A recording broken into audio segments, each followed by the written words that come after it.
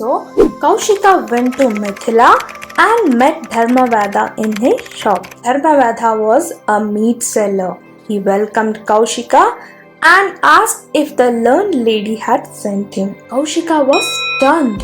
He did not understand how the lady and Dharmavyada knew things about him without anyone telling them. He had considered himself great, but he realized that it was not so.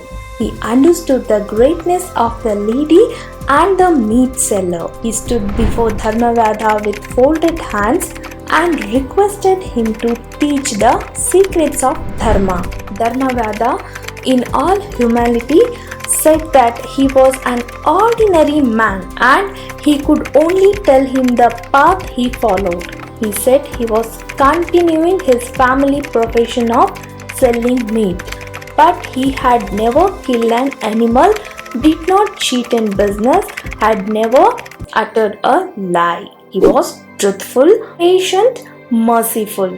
He never boasted about himself. He would not be elated in happiness and depressed in difficulties. He visited holy places, took bath in sacred rivers, and engaged himself in prayer and tapas. More than all, he respected his teacher and served his aged parents with devotion. These were the principles of Dharma according to Dharmavyada. Dharmavyada took Kaushika to his house and showed him his parents.